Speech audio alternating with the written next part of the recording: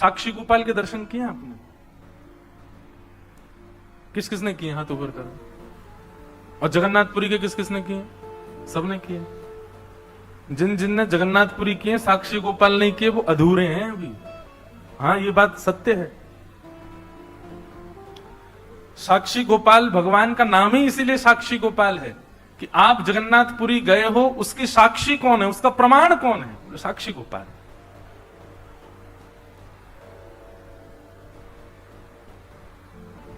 एक बार चार धाम यात्रा हो रही थी और उसमें उड़ीसा प्रांत के कुछ वैष्णव गए थे वृंदावन। यात्रा पूरी करने के बाद 84 को उस ब्रजमंडल की यात्रा की और यात्रा विश्राम करके वापस उड़ीसा आ रहे थे।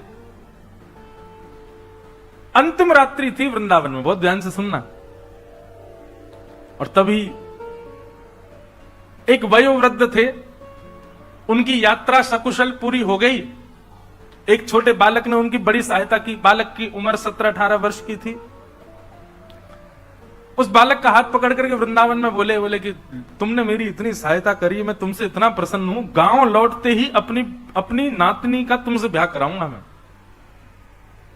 तुम जैसा श्रेष्ठ दामाद नहीं मिलेगा हमारे परिवार को। मैं अपनी पुत्र की पुत्री का ब्याह तुमसे कराऊंगा। गोपाल जी के मंदिर में बैठे थे वृंदावन में। अब उस बालक की कोई ऐसी ब्याह की इच्छा नहीं थी, पर उन्होंने कह दिया तो उसके मन में भी इच्छा प्रकट होगी, चलो अच्छा है, लौट के मेरा ब्याह हो जाएगा, अच्छी बात है। गांव लौट करके जब आए तो गांव में आकर के वो बुजुर्ग ने घर में कहा कि भाई मैंने इसके लिए एक वर ढूंढ लिया है, उसने मेरी बड़ी सेवा करी यात्रा में, उसी से ब्याह होगा। किसी ने आकर के कहा अरे वो तो ऐसा है, उसके परिवार तो ऐसे, उसके दादा ऐसे, वहां हम अपनी बेटी को नहीं भेजेंगे। और घर वालों के प्रेशर में आकर के बेचारे उस वयोवृद्ध ने मना कर दिया। बोले भैया हमारी कोई बात नहीं हुई तुमसे, कोई ब्याह नहीं होगा, वो तो ऐसे ही बोल दिया था हमने आनंद में। और सुनो, हमने बोला ही नहीं है। बालक बोला मैं ब्याह नहीं करूंगा, लेकिन इनसे सत्य तो बुलवा के रहूंगा। उसने पंचायत में जाकर के बात कही। पंचों ने बुला करके कहा, बोले आपने वृंदावन में इससे ऐसा कहा था कि आप अपनी नातनी से इसका ब्याह कराओगे? बोले झूठ बोल रहा है, मैंने ऐसा कहा ही नहीं है। बालक बोला मैं किसी की भी सौगंध खा सकता हूं, इन्होंने कहा है। और देखिए मुझको इनकी कन्या से ब्याह करने की कोई रुचि नहीं है, पर ये सत्य बोले कि इन्होंने ऐसा कहा था। पंचों ने कहा भैया मान जाओ। बोले हमने कहा ही नहीं है। वो अपनी बात पर अड़ गए। पंच अंत में निर्णय पर आए। बोले देखो अब एक ही निर्णय है, या तो तुम स्वीकार करो कि तुम गलत बोल रहे हो, इन्होंने कुछ कहा ही नहीं है, और यदि तुम कह रहे हो कि इन्होंने कुछ कहा है तो प्रमाण दो। किसी तीसरे ने तुम्हारी बात सुनी? उस बालक ने नेत्र बंद किए और उसको वृंदावन के वो गोपाल जी याद आ गए जिनके सामने वो बोल रहे थे। बोला हाँ, एक व्यक्ति है जिसने हमारी बात सुनी है। बोले कौन व्यक्ति? बोले जिन गोपाल जी के मंदिर में थे हम वृंदावन में, उन गोपाल जी के सामने इन्होंने कहा था कि अपनी पुत्री का ब्याह कराएंगे। उन्होंने सुनी है बात। गांव के लोग सब हंसने लगे। बोले अच्छा अच्छा अच्छा। तो एक पंच ने मजाक में कह दिया, तो एक काम कर, सुन तू गोपाल जी को लिया, अगर वो आके कह देंगे हम तेरा ब्याह करा देंगे। और वहीं सारी सभा खत्म हो गई, सब अपने अपने घर को चले गए। उस बालक ने सोचा ठीक है गोपाल जी को लाते। लौट करके वृंदावन गया और उन्हीं गोपाल जी के मंदिर में पहुंच गया और गोपाल जी से जाके कहा चलो मेरे साथ। आपके सामने उन्होंने कहा था कि वो अपनी कन्या का ब्याह मुझसे कराएंगे, अब चलिए मेरे गांव में चल करके साक्षी दो। ठाकुर जी तो कुछ बोले ही नहीं, यही खड़े रहे। वो तो मूर्ति मानते हैं, वो कहां बोलते हैं। लेकिन उसकी लगन ऐसी बैठा ही रहा सामने। बोले बोलोगे कैसे नहीं? बोलना तो आपको पड़ेगा, आपको चलना तो पड़ेगा। मैंने बहुत सुना है आप बड़े कृपालु, आप बड़े दयालु, आप बड़े भक्तवत्सल हो। दिखाओ अपनी भक्तवत्सलता, दिखाओ अपनी करुणा, दिखाओ अपनी दयालुता। अर्धरात्रि का समय, सो जाता और जैसे उठता उठ करके फिर गेट खटखटाने लगता। ठाकुर जी चलो ना मेरे साथ, वहां चल के बोल दो ना कि मेरा, उन्होंने कहा था मेरा ब्याह हो जाएगा, मेरा घर बस जाएगा, आपको अच्छा नहीं लगेगा? ठाकुर जी को लोभ दे रहा है। जब उसकी ऐसी सरलता आ गई ना वाणी में, और रुदन करते करते गेट पीटने लगा। भीतर से ठाकुर जी बोले पागल, मूर्ति कोई चल के थोड़ी जाती है। उसने जैसे ही स्वर सुना, स्वर सुनते बोला, बोले मूर्ति बोलती भी तो नहीं है। आप बोले क्यों? बोले मूर्ति बोलती भी तो नहीं है, जब चल के नहीं जाती तो बोलती भी तो नहीं है। और अब तो उसने गेट ही पकड़ लिया, बोले अब आप बोले हो तो मतलब आप चल भी सकते हो, अब तो आपको चलना पड़ेगा मेरे साथ। ठाकुर जी ने किवाड़ खोली, सामने खड़े हुए, बड़ा जिद्दी है भाई, तुम हमको नहीं ले जा पाओगे। ठाकुर जी अब सचल ही हो गए, बिल्कुल मूर्ति वूर्ति सब त्याग दी, सचल हो गए उसके सामने। देखो एक बात मेरी याद रखना, लिख लेना कहीं पर, ठाकुर जी को प्रत्यक्ष प्रकट करना हो तो उसके लिए दो चीजें आवश्यक है। सबसे पहली उत्कंठा। उत्कंठा मतलब व्याकुलता। जैसे प्यासा व्यक्ति पानी के लिए व्याकुल, वैसी व्याकुलता ठाकुर जी के लिए हो तो ठाकुर जी सचल हो सकते हैं। और दूसरा जिद, जिद पकड़ लो, ठाकुर जी के पीछे ही पड़ जाओ, हाथ धो के बोल मिलोगे कैसे नहीं, तो ठाकुर जी मिले। ये दो ही तरीके हैं उनको सचल करने के, बाकी फिर साधन और भी हैं, लेकिन इन दो तरीके से मैंने कई भक्तों के चरित्र में देखा ठाकुर जी सचल हो गए। भगवान बोले देख तू हमको नहीं ले जा पाएगा। बोले क्यों नहीं ले जा? बोले मुझे बहुत भूख लगती है, 8 बार भोजन करता हूं मैं दिन भर, कहां से खिलाएगा मुझे? बोला मैं आपकी सब व्यवस्था कर दूंगा, लेकिन आप मेरे साथ चलो। भगवान बोले बड़ा विचित्र है, तू मतलब केवल अपना घर बसाने के लिए ठाकुर को वृंदावन से उड़ीसा लेके जाएगा? बोले नहीं कर सकते आप मेरे लिए, आपके लिए कौन सी बड़ी बात। आप जब वैकुंठ से आ सकते हो गजेंद्र की रक्षा करने, मेरे लिए उड़ीसा तक नहीं जा सकते? वैकुंठ से पृथ्वी की दूरी ज्यादा है कि या वृंदावन से उड़ीसा दूर ज्यादा है? ठाकुर जी बोले हर बात का तर्क है तेरे पास, मैं आपकी सारी व्यवस्था कर दूंगा, भोजन प्रसाद सब मिल जाएगा नाथ, लेकिन मेरे संग चलो। उसके भाव से, उसकी सरलता से, उसकी जिद से ठाकुर जी इतने प्रसन्न हो गए। मुझे बात कहते कहते कभी मैं बड़ा भावुक हो जाता हूं कि जिस वृंदावन को ठाकुर जी कभी नहीं त्यागते, अपने कई वैष्णव भक्तों के प्रेम के लिए ठाकुर जी ने ब्रज तक को त्यागा है। और श्री गोपाल जी चल पड़े, बस एक नियम दे दिया, बोले पीछे मुड़ करके मत देखना, जब चल रहे होंगे, जब भोग लगाना होगा हमेशा हम कुछ आवाज कर देंगे, तुम रुक जाना, भोग बनाना पवा देना, लेकिन जब चलने की बारी आए तो पीछे मत देखना। ठाकुर जी, वैष्णव ने पूछा जान सकता हूं क्यों? ठाकुर जी बोले ललित गति विलास वल्गुहास प्रणय निरीक्षण कल्पितो मान। हम ललित गति से चलते हैं, हमारी चाल ऐसी है कि कोई और हमको निहारे तो हमको लज्जा आ जाती है, हमको शर्म आती है, हमको कोई देखे तो हम उछलते कूदते बाकी अदा से कभी कैसे चलते हैं। और बोले कहीं अगर तुमने हमारी ललित गति का दर्शन कर लिया तो तुम किसी और को देख ही नहीं पाओगे, घर भर नहीं बस पाएगा तुम्हारा फिर, इसलिए तुम पीछे मत देखना। ठीक है, चलने लगे। चलते चलते पूरा रास्ता सफर तय कर लिया, भोजन प्रसाद पाते दोनों भक्त भगवान चल करके उड़ीसा प्रांत में आ गए। जैसे ही उस गांव में पहुंचे जहां का वो व्यक्ति था, वहीं पास के समुद्र के किनारे चलने लगे। ठाकुर जी की पाजेबों की आवाज से उसको अनुभव होता था कि ठाकुर जी पीछे चल रहे हैं, लेकिन समुद्र की रेत जैसे ठाकुर जी के पायलों में भर गई तो आवाज आनी बंद हो गई। उसको संशय हुआ कि ठाकुर जी कहीं रुक तो नहीं गए, और तब तुरंत उसने पीछे देखा, ठाकुर जी ललित गति से खड़े थे, वैसे ही खड़े रह गए। बोले अब नहीं जाऊंगा, तेरे से मना करी थी पीछे मत देखना। बोले आपकी आवाज नहीं आई पैरों की, पायलों की, इसलिए देखा मैंने। भगवान बोले अब जो भी हो, अब इससे आगे नहीं जाऊंगा, 2 किलोमीटर रह गया मेरा गांव, 2-3 किलोमीटर ही तो है बस, चल दो गुरु। ठाकुर जी बोले भले आदमी, तेरे लिए हम इतने किलोमीटर चल के आ गए, तो गांव वालों को 2 किलोमीटर इधर लिया, यहां पे लिया। दौड़ा दौड़ा गया, सारे पंच और सारे गांव वासियों को बोला, बोले चलो चलो चलो, गोपाल जी आ गए, गोपाल जी आ गए, साक्षी देने गोपाल जी आए। गांव वालों को लगा क्या पागलपन है इसका, इतने महीनों बाद आया और यूं कह रहा गोपाल जी आ गए। गांव वालों ने जाकर के देखा, समुद्र के किनारे सुंदर एक निकुंज वन में त्रिभंग लली श्याम सुंदर प्रत्यक्ष खड़े हैं और अपनी आंखों की पलकें झपका रहे हैं। देख करके वहीं सब नतमस्तक हो गए। ठाकुर जी ने साक्षी दी कि हाँ, मेरे मंदिर में इन बुजुर्ग महापुरुष ने इनको वचन दिया था कि गांव जाकर के ये अपनी कन्या का विवाह इससे कराएंगे। और गांव के लोग तो रोने लगे, नेत्रों में आंसू भराए सबके, और ठाकुर जी मूर्तिमंत हो गए, उसके ऊपर कृपा की।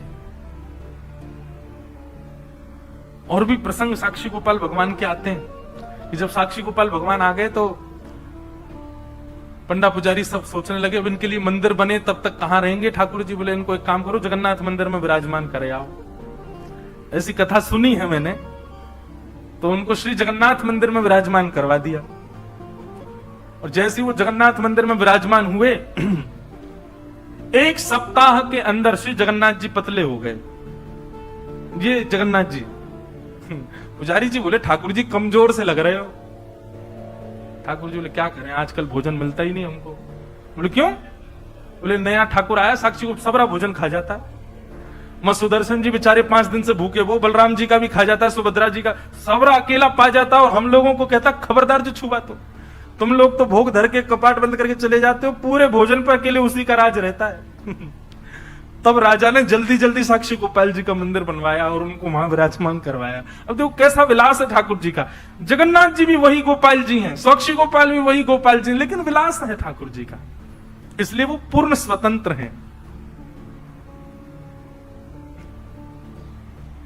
और भी लीला है साक्षी गोपाल भगवान की। फिर वहां के पुजारी जी थे, उनके पुजारी जी की कन्या से उन्होंने विवाह, उसके प्रति उसके चित्त में प्रेम प्रकट हो गया। वो ठाकुर जी के पास जाती, रात भर नृत्य करती, और ठाकुर जी ने फिर उसको अपने आप में विलीन किया। ऐसी भी एक लीला आती। तो हम क्या कह रहे थे, किस विषय में ये बात कह रहे थे? वैद्यम वास्तवमत्र वस्तु शिवदम। कथा सुनने के बाद ठाकुर जी से आपको कोई ना कोई संबंध का अनुभव होने लग जाए तो समझो आपने कथा सुनी। विचार करके नहीं कि पुत्र मानूं कि सखा मानूं। आप जगन्नाथ जी को देखो, और जगन्नाथ जी को देख करके दर्शन की विधा यही होती है कि ठाकुर जी को देखते देखते ये अनुभव करो कि मुझे कौन सा संबंध दिख रहा है। विचार करके नहीं कि ये मेरे पुत्र हैं, ये मेरे सखा हैं।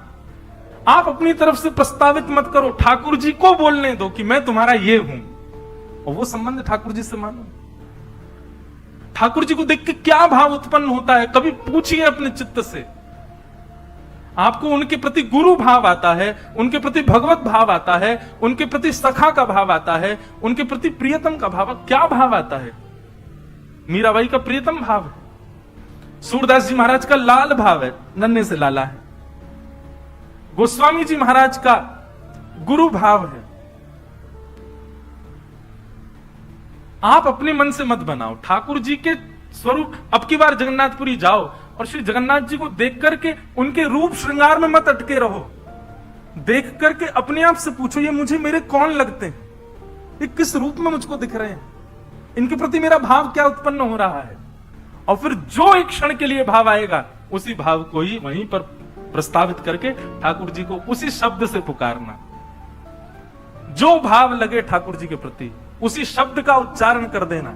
सखा, गुरु, पुत्र, पिता, प्रियतम।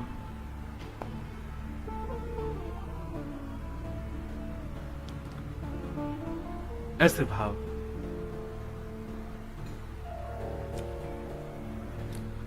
ऐसे ऐसे सखाओं, ऐसे ऐसे भक्तों के चरित्र आए हैं। ठाकुर जी को जीजा जी बोलते।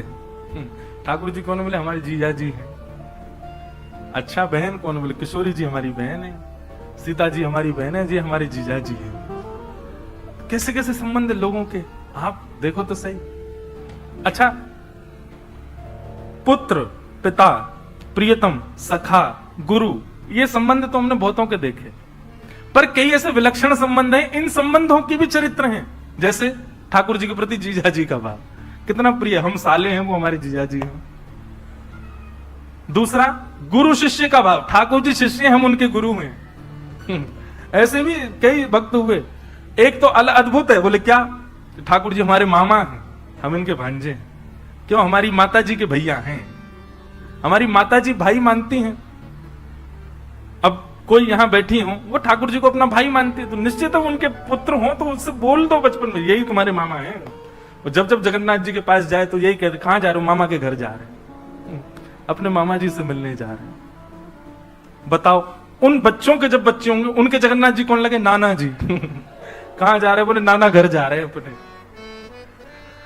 कितना प्रिय लगेगा इस सुनने में। वास्तव में आप विश्वास मानिए, मैं व्यासपीठ पर बैठ करके कहूं, मेरी बात निरर्थक ना हो, आप भूल जाओगे संबंध, लेकिन ठाकुर जी निभाएंगे। जब ठाकुर जी को पता चलेगा मेरा देवता आ रहा है, हम नाना जी बने बैठे हैं, उसके लिए अपने आप ही व्यवस्था ठाकुर जी कर देंगे, भोजन प्रसाद आदि सब चीज की। और कई ऐसे भक्त चरित्रों में आता है, स्वामी श्री हरदास जी महाराज का एक चरित्र ग्रंथावली पढ़ी थी, उसमें ऐसा वर्णन था कि ठाकुर जी से जो संबंध बनाता है वो जब ठाकुर जी से मिलने के लिए जाता है, तो अब तो ऐसा नहीं, पर प्राचीन काल में ऐसा था कि श्री जगन्नाथ महाप्रभु अपनी ब्रह्म वेदी पर ऐसे झूमते हुए मिलते थे सुबह मंगला में। तो पुजारी जी जाके, आज जय जय इतने प्रसन्न क्यों हो? बोले अरे अभी अभी वृंदावन से 5 भक्तों की टोली निकली है जगन्नाथपुरी के लिए, मुझे बड़ी अब उत्सुकता हो रही, कब आएंगे? सुनो, उनके लिए रहने की व्यवस्था कर दो, उनके लिए भोजन प्रसादी की व्यवस्था कर दो, उनके लिए। अब ऐसा क्यों नहीं होता? हमारे प्रेम में ही दूषितता आ गई है, हमारा प्रेम इतना स्वच्छ नहीं बचा। लेकिन आज भी ऐसा लगता है कि आज भी यदि कोई उतना प्रेम उन्माद के साथ जब महाप्रभु जी के पास जाता होगा, आज भी ठाकुर जी झूमते तो होंगे। कभी कभी बंधुओं, धाम ऐसे भी जाओ, कोई व्यवस्था करके मत जाओ, ना होटल की ना भोजन की, ठाकुर जी के भरोसे जाओ। बोले ये खिलाएंगे, ये रुकाएंगे, जहां रुकाना हो चले जाओ बस।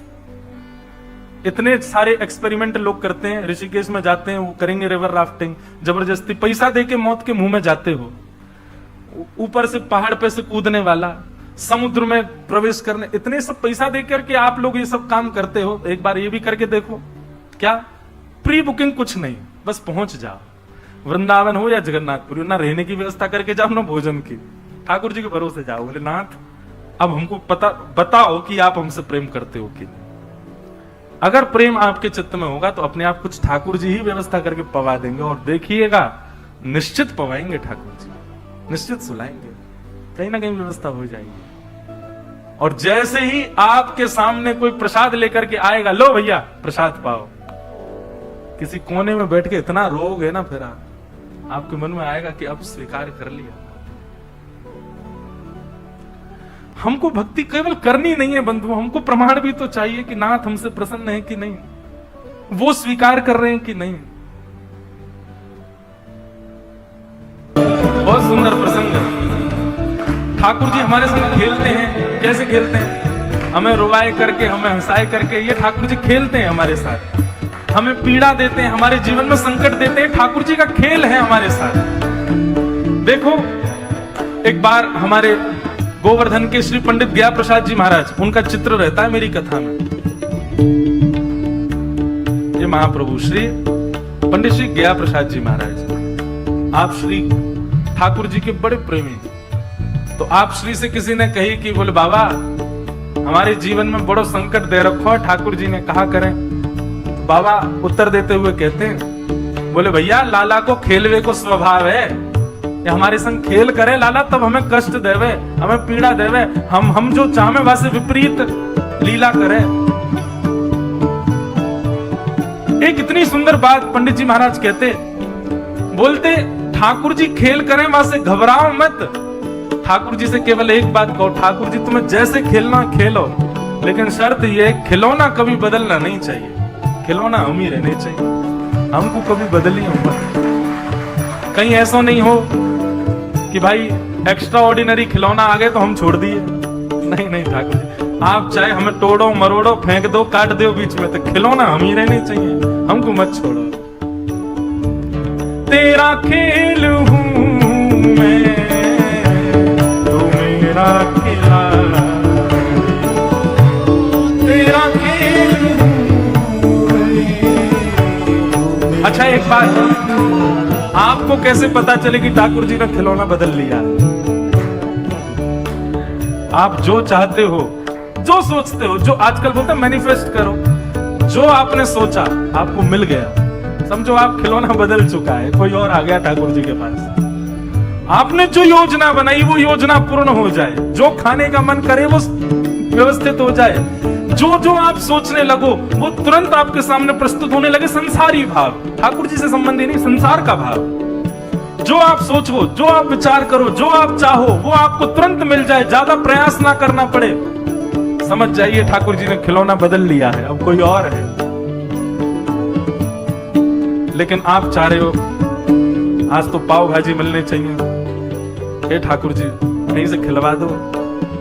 लेकिन माँ ने कान पकड़ लिए, बोले तुझे आज करेला ही खवाऊंगी मैं, करेला ही खा।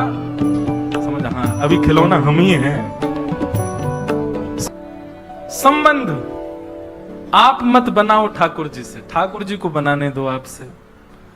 और ठाकुर जी बना रहे हैं आपसे संबंध, ये आपको प्रथम दर्शन में ही अनुभव हो जाएगा।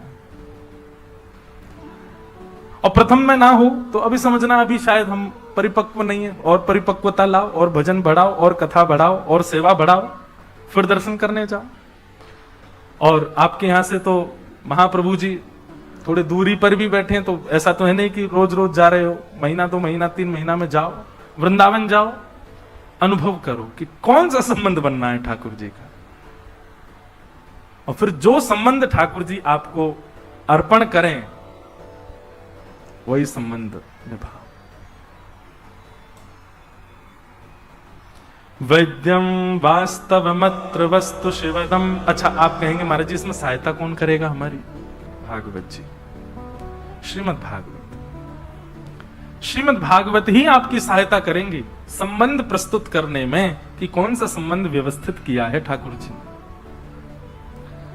भागवत जी में लिखा है, ठाकुर जी से संबंध कराती हैं भागवत जी। और कैसा संबंध कराती हैं? बोले शिवदम, कल्याणकारी संबंध कराती।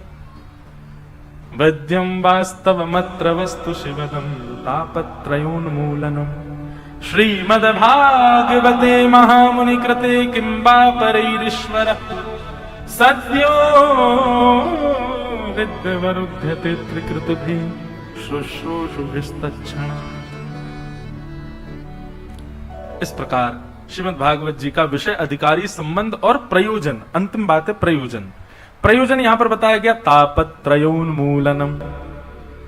3 प्रकार के ताप यानी कि संकट आते हैं हमारे जीवन में, उनका उन्मूलन कर देते हैं। आज भी चर्चा हो रही थी सुबह, जहां हम निवास कर रहे हैं वहां वैष्णवों से, कि हमको लगता है भक्त को देख करके कि पीड़ा में है, लेकिन उसको नहीं पीड़ा का अनुभव होता। वृंदावन के संतों को देखते हैं, गोवर्धन में जाओगे तो वहां एक संत है, वो 3 परिक्रमा रोज लगाते हैं गिरिराज जी की। कितनी? आपसे एक ना लगे। कई लोग तो ऐसे महानुभाव हैं, वो 1 परिक्रमा 2 दिन में लगाते हैं। आधी आज लगाया है, आधी कल लगा भी जाएंगे। ऐसे गिरिराज जी की 3 संत हैं, एक साथ हाथ पकड़ के परिक्रमा लगा, 3 परिक्रमा रोज लगाते पर डे। मतलब जैसी तीसरी परिक्रमा होती है, जो बीच का समय बचता उसमें उनको स्नान भी करना है, संध्या भी करनी है, जब साधना भी करनी है, और फिर से परिक्रमा के लिए निकलना है। अब लोग बाग जब उनको देखते हैं तो पता क्या, ओहो कितना कष्ट हो रहा होगा। और ऐसी गर्मी में, अभी आप मौसम देख रहे हैं, हम तो 3-4 दिन पहले घबरा गए थे। राहुल केला में कितने सारे लोग गर्मी के कारण भगवत धाम प्रस्थान कर गए। मैं तो कहा, मैं जगन्नाथ जी अभी और कथा करनी है आगे मुझे, पर यह था कि भीतर कथा होगी तो यहाँ ठीक है। भगवान करे जो सूर्य नारायण भगवान के ताप से प्रस्थान कर गए, सदगति उनको श्री महाप्रभु अपने चरणों में दें। इतनी गर्मी, कोई स्थिति नहीं है, कोई चल नहीं सकता। दोपहर के 1-2 बजे सुनसान रहते हैं रोड, पर उन महापुरुषों का अभी भी नियम चल रहा है 3 परिक्रमा का पर डे। पैरों में बोरी बांध लेते हैं, क्योंकि शरीर है, शरीर तो अपना धर्म, उसको विपरीत ले जाओगे तो वो तो छिलेगा भी, वो तो उसके तो उनकी एड़ियां फट गई, पैर फट गए, तो शरीर तो अपना धर्म निभा रहा है।